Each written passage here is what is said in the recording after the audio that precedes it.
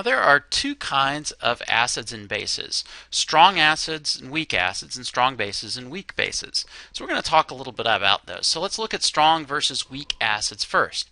So what makes them strong and what makes them weak? Now you might think these words strong and weak mean powerful versus not powerful, but that's not really how chemists think about those terms. So remember, we learned about electrolytes already. Electrolytes are things that form ions in solution. Strong electrolytes completely break apart to give you lots of ions, whereas weak electrolytes, only some of the ions that might break off from the molecules actually do. And that's really what we mean by strong and weak acids. So a strong acid will completely ionize, completely dissociate. It's going to completely dissociate, whereas a weak electrolyte, a weak acid, will only partially dissociate. So let's look at some examples. So some strong acids, HCl is an example of a strong acid.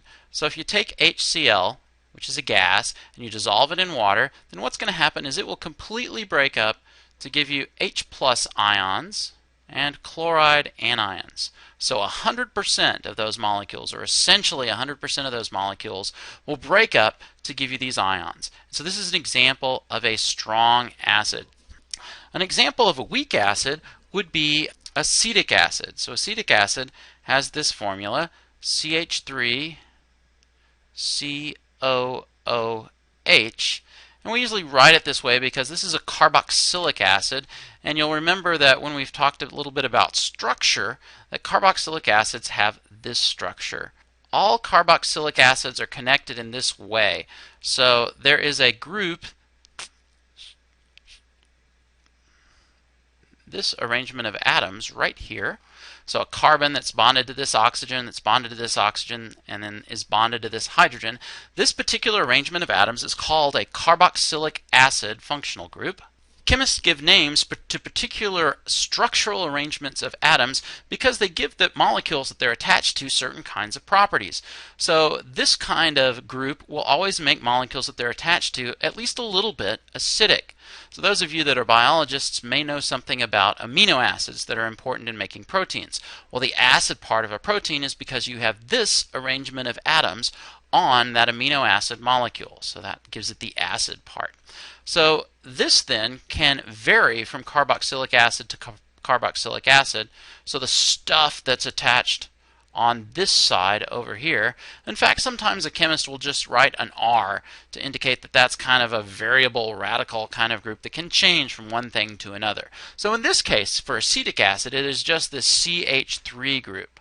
So it is this proton right here. So let me pull up a different color here for our pen. So this proton right here is the one that can come off at least a little bit to give you H plus ions. So there's an H plus. So this gives you an example of a weak acid. So let's look at this acid. Now when you dissolve acetic acid into water, and this is the acid that when dissolved into water is the acid in vinegar. So it gives that sour taste to vinegar, that acidity to vinegar. So when you react it with water, what's going to happen is it can dissociate, but it only does that a little bit. So you'll get some H pluses plus this polyatomic ion CH3CO, sometimes 2 we write it, or I'm just going to write the two O's with a minus sign, right? If we pull a plus off, then we're left with something that has a minus charge. And this polyatomic ion is called acetate. So acetate. So this reaction, it turns out, only happens a little bit. So like if you have 100 of these molecules, maybe one of them will break apart to give you ions. Most of them stay attached. So oftentimes we will draw another arrow right here to indicate that this reaction can kind of go both ways. And that reminds us that most of the atoms do not dissociate, but in fact stay attached. So any acid that has this property is called a weak acid. Why is it weak? Because it doesn't give you very many ions. It is a weak electrolyte. So how can you tell the difference between strong and weak acids? How do you know when you bump into one in the lab? Well, all carboxylic acids are weak acids. There's another good way to remember several strong acids, and there's a list of, your book has 6 strong acids, but I'm going to add a 7th one to that list. So this is our list of the strong 7.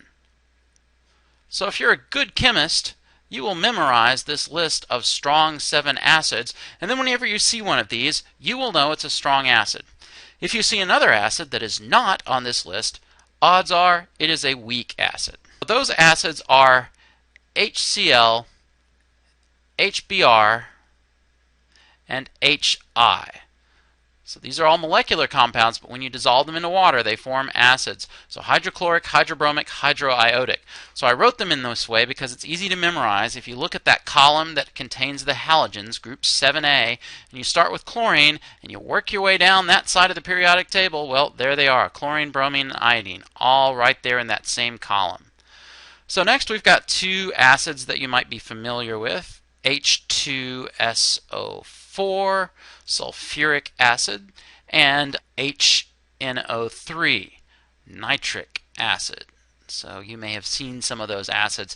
Nitric acid was part of the demo that I did the very first day in class. So these are 6 of the strong acids, and there's one more, these are 5 of the strong acids. There are 2 more that are kind of related. So I'll write them over here. This one, perchloric acid, which is a very nasty acid. It will sometimes react explosively with organic material, so you have to even work in a special fume hood when you're working with perchloric acid. It's really nasty stuff. And chloric acid, HClO3. These lists make up the strong 7 acids. So if you see an acid that's not on this list, it is probably weak. And so memorize this list, and you'll always be able to tell what is a strong acid and what is a weak acid. So before we finish here, I'm going to scroll over to this side, and we're going to look at some weak bases. So a base like sodium hydroxide is not a weak base. Alright, so that's supposed to be an H there. Make that look more like an H. Alright, so this is not a weak base, so this is a counterexample. So sodium hydroxide, when you add it into water, it's going to completely ionize 100% to give you sodium cations and hydroxide anions. Now I should be writing AQ next to both of these to remind me that they are dissolved in water. So this is a strong base. I'm going to write SB beside it for strong base. So an example of a weak base, the best example of a weak base that is common is this guy, ammonia. Ammonia is a common household cleaner. Ammonia is normally a gas. It's used as fertilizers on fields and so forth. But when you dissolve it in water, it makes this basic solution. So this is ammonia. So you'll notice that this is a common name for a compound like H2O. We just memorize that that's water. Well, we memorize that this is just ammonia instead of trihydrogen nitride or something like that. Anyway, when you add this to water, it's going to act like a Bronsted-Lowry base. Now remember, a Bronsted-Lowry base is a proton acceptor, a proton taker. So where's it going to get its proton? It's going to take its proton from water. So water in this case is acting as the Bronsted-Lowry acid, our proton donor. So water gives a proton to ammonia, and we produce NH4+. That's the polyatomic ion ammonium, aqueous. Then if you've ripped an H+ off of water, what's left is hydroxide, OH-. So you may be surprised that ammonia is a base because the Arrhenius definition says that ammonia is a base because it produces hydroxide ions in water. Well, it's not obvious how you can do that because there's no oxygen in this formula. But when you dissolve it in water, because of this Bronsted-Lowry definition and way of thinking, you can produce hydroxide ions. So sometimes solutions of ammonia are called ammonium hydroxide because those would be the ions formed that make it basic. But ammonium hydroxide is a weak base. I'm going to write WB over here for weak base as opposed to like Warner Brothers or something. And I'm also going to draw one of these double-headed arrows to indicate that this reaction sort of runs backwards, and it doesn't happen very much in the forward direction.